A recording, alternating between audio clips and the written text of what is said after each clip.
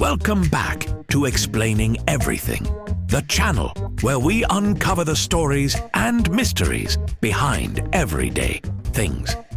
Today's question comes from one of our curious viewers, Burger Bandit 77.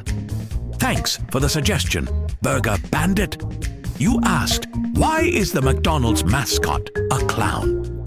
Great question, because let's be real, it's kind of weird. McDonald's is a fast food empire, famous for its golden fries and life-changing nuggets.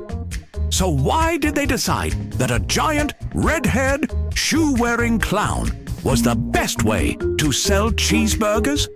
Well, get ready, because we are diving into the history, the marketing genius, and the slightly terrifying downfall of Ronald McDonald, right here on Explaining Everything.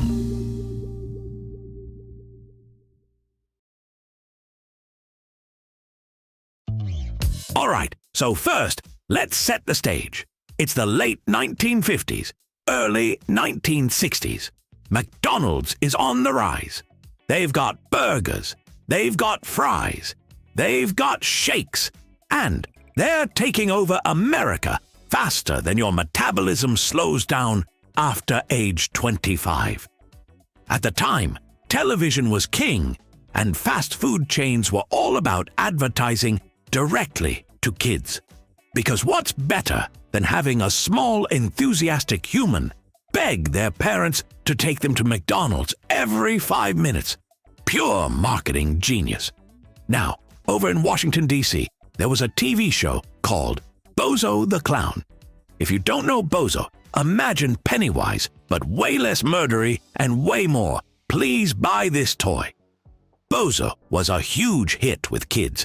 Basically, the Mr. Beast of his time, except instead of giving away Teslas, he gave away, well, toys. Anyway, McDonald's took notes.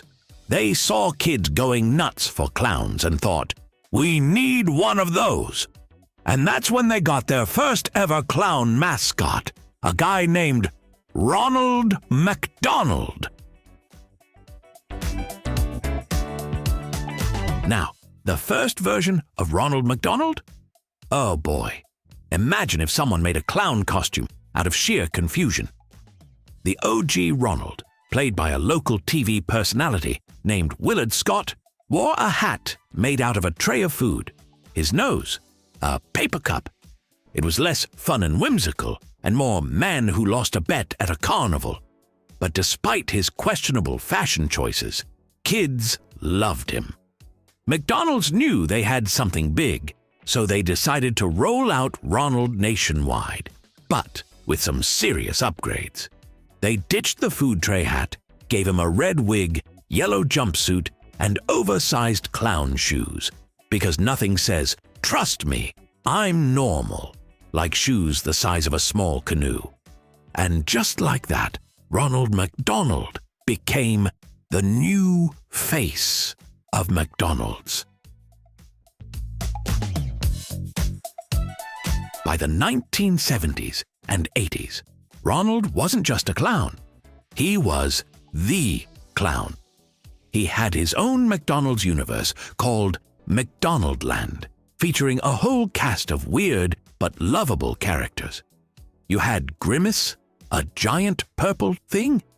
No one really knows what he is, but he's adorable. There was Hamburglar, the sketchy dude in a striped outfit who was way too obsessed with stealing hamburgers. And then there was Mayor McCheese, a politician whose head was literally a cheeseburger, which honestly, still a better candidate than some real-life politicians. McDonaldland was like the Marvel Cinematic Universe of fast food. Kids ate it up. But let's get back to the real question. Why a clown? Well, here's the deal. In the 1960s, clowns weren't scary. Hard to believe, I know. But back then, clowns were associated with fun, laughter, and wholesome entertainment. They weren't lurking in storm drains or sending creepy messages on the internet. So, Ronald was perfect. He was colorful, energetic, and made eating fast food feel like an event. Think about it. You weren't just getting a cheeseburger. You were getting a cheeseburger with a clown friend. And for kids, that was gold. Plus, clowns are kind of like human cartoons. Big expressions, exaggerated movements, zero subtlety. And when your whole audience is kids, subtlety is useless. Ronald was basically a walking, talking, grease-slinging cartoon character. But here's where things take a dark turn. Fast forward to the 2010s, and suddenly, clowns? Not so cool anymore.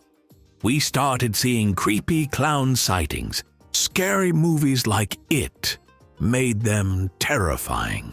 And the people just generally decided, you know what? We're good without the clowns. McDonald's noticed kids weren't as excited about Ronald. And parents were like, maybe let's not encourage our children to trust random clowns offering them food. So McDonald's slowly started pulling Ronald back. He stopped making appearances in commercials, and by 2016, after that whole creepy clown trend where people were dressing up and scaring people in the streets, McDonald's basically put him into witness protection.